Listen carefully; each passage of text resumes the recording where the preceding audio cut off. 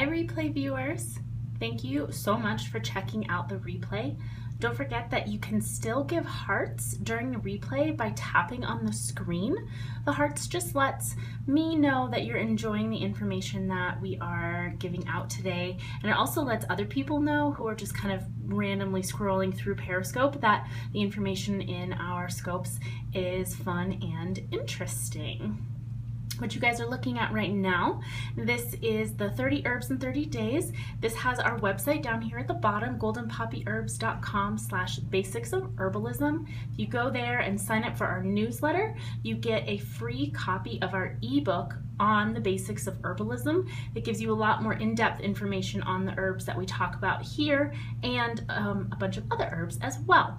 So for those of you who are watching live, if you want to share this Periscope at any point in time while we're chatting, feel free on an Android to just swipe up, and on an iPhone swipe left to right and click the share button, and you can share it with your Twitter friends, you can share it with your Periscope friends. We'd really appreciate it if you shared it with anybody you think would like the information that we talk about.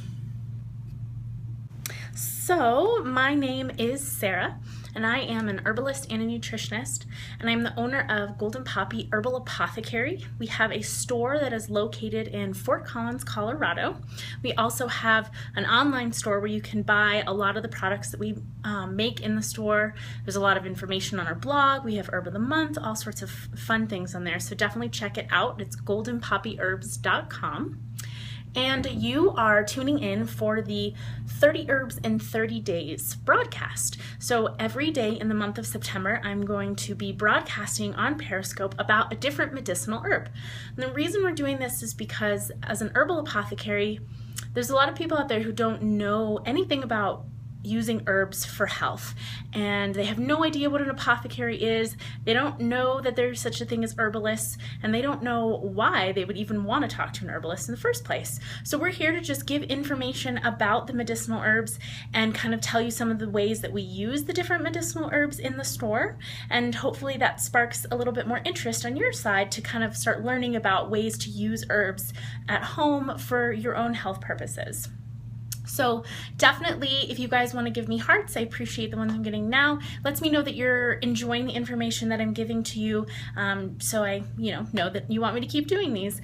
And also, at any point in time, don't forget you can always share, and you can still give hearts on the replay as well. So the herb that I'm going to be talking about today is lemon balm. I always get this messed up. So this is lemon balm. Lemon balm is also known as Melissa. So Melissa officinalis is the Latin name, and sometimes people come in and ask for Melissa specifically, and they're talking about lemon balm. Yeah, herbally, it's a great one. Melissa was actually made slightly famous by Dr. Oz sometime last year. Dr. Oz talked about the use of Melissa essential oil for cold sores and herpes outbreaks. And he made it extremely famous because it has been shown to have really antiviral properties. And, whenever Dr. Oz talks about anything, it tends to get really popular. So there is a lot of truth to what he says about lemon balm, actually. There are some scientific studies that have documented its effectiveness at helping to combat viruses in general. So things like cold sores and herpes and shingles and all of those other viruses, lemon balm is known to be really helpful in getting rid of those and helping your body to get over those sorts of viral infections and viral outbreaks faster. So the thing about Melissa essential oil is that it's extremely expensive. It takes tons, literally tons of the plant to make the essential oil. So it just becomes very cost prohibitive for a lot of people. So what people don't realize is that lemon balm is also a plant that is very easy to grow at home. In fact, if you don't plant it in a pot, you have the potential to have your entire garden turn into a lemon balm field because it likes to spread and grow. So people who are looking to use lemon balm or Melissa for its antiviral properties for things like cold sores and herpes and shingles and any other chronic viral infection that you might have, drinking lemon balm tea on a regular basis is the best thing that you can do for yourself. You're absolutely going to enjoy drinking lemon balm tea. It's a really nice, tasty tea. It makes a great sun tea if you just infuse it directly fresh if you're growing it yourself. And just on a daily basis, it has this very fresh, ever so slightly lemony taste, makes a really nice iced tea along with peppermint tea, but you can also drink it hot, whatever your preference is. But for those of you who have chronic viral infections, just drinking a daily cup of lemon balm tea or including lemon balm into a daily cup of any other type of herbal tea is going to help keep those viruses at bay a little bit better. And then if you do end up with some sort of viral outbreak, then you can really kind of hit it hard. You can do infused oils of lemon balm and apply that topically to cold sores and herpes outbreaks. It's a really great way to do it. If you have the ability to buy the essential oil, you can always buy a really small amount of the essential oil and dilute it into a carrier oil, which is what you want to do with all essential oils anyways. Before you apply it topically, the strength is going to be extremely effective at helping to quell the outbreak a little bit faster. So that's a little bit about just lemon balm and the essential oil in general. So lemon balm, aside from being really good for viruses, it's also really nice for the nervous system. So it's a gentle nervous system tonic. And if I ever use any sort of herbal jargon terms that you don't quite understand, definitely feel free to ask, but I also would tell you to go to the website and download our free ebook. You can do that by signing up for our newsletter. It's goldenpoppyherbs.com/basics of herbalism.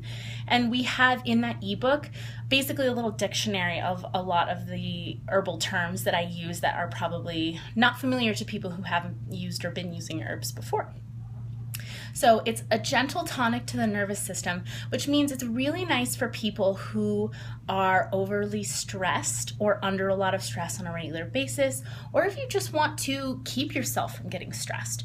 It's also mildly uplifting, so it's a really enjoyable tea to drink if you're kind of just feeling a little bit blah because of its kind of bright lemony taste. It really does sort of just uplift the spirits, the best way I can explain it. And in fact, we use lemon balm in our Happy Tea. So this is a blend that we make in the store. We also sell this online.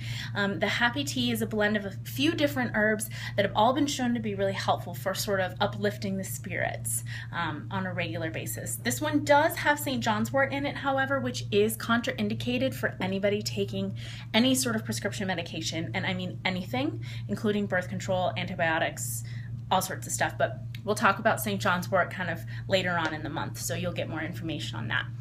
But the Happy Tea, if you can take the St. John's wort, because of the lemon balm in there as well, is really nice, just kind of uplifting to your soul.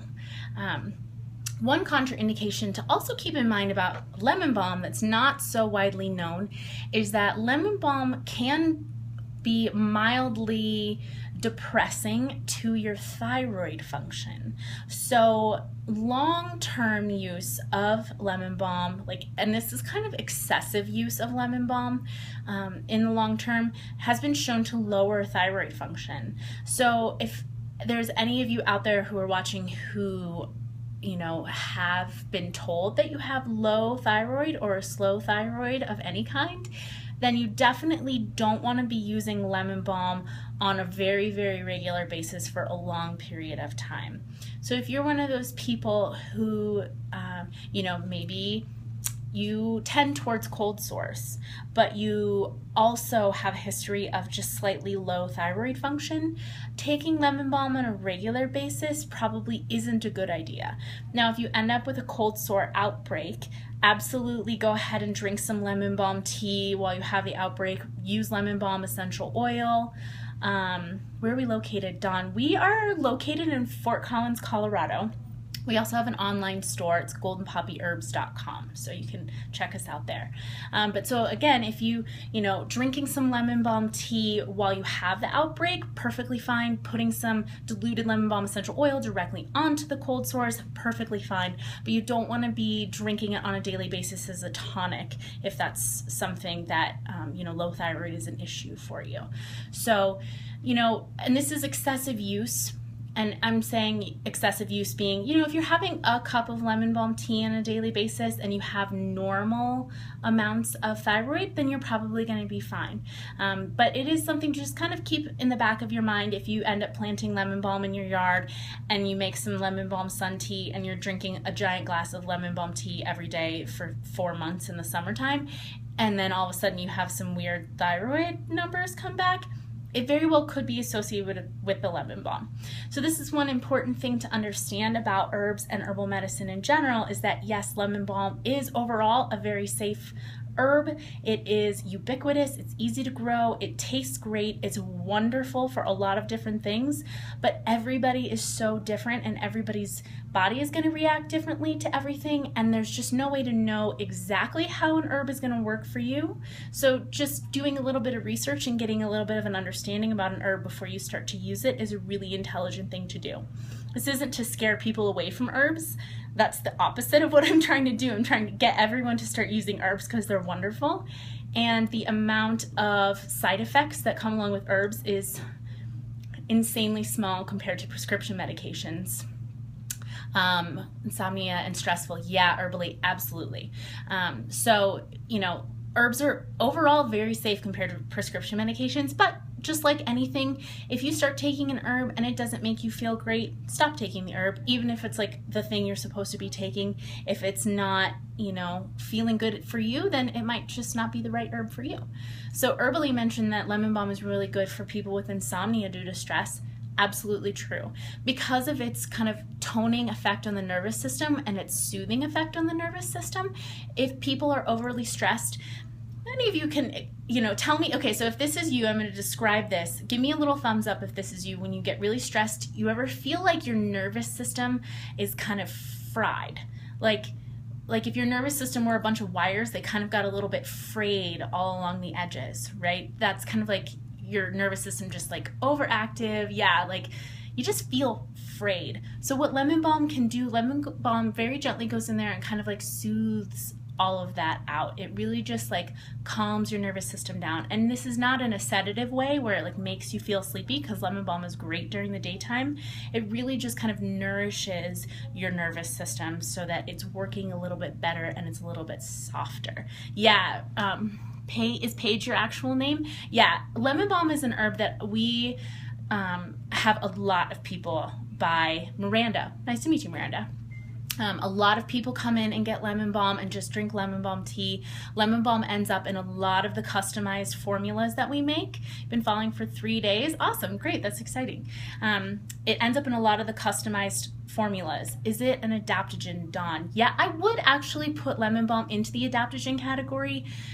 It would be a very mild adaptogen because of that. But most of the adaptogens have an effect on the nervous system. So I definitely call lemon balm a nervine, meaning it works on your nervous system. And yeah, so a gentle adaptogen. There are some other adaptogens like ashwagandha that are a little bit more, like that's primarily what ashwagandha does, is acts as an adaptogen. So. And again, for those of you, if I'm using terms that you don't understand, go sign up for our newsletter and download the free ebook, because a lot of the herbal jargon terms that I talk about are in the ebook. So for those of you who are watching live, thanks for the questions. It's awesome to see that there are some of you who are on here every day and asking questions. It's great to know that there are people who are finding me. Definitely make sure that you are actually following so you get notified when I come on. I also have been trying to pre-tweet ashwagandha, try lemon balm. Yeah, it's a good one. I try and send out that I am doing a Periscope about 10 minutes before. Have I heard of electroacupuncture biofeedback? Wow, that sounds like a combination of like a lot of different things that I have heard of before. I have not heard of that. I definitely know about biofeedback, which is where they're measuring things like your heart rate variability, your breathing rate, your body temperature, and giving you direct feedback on how your nervous system is doing.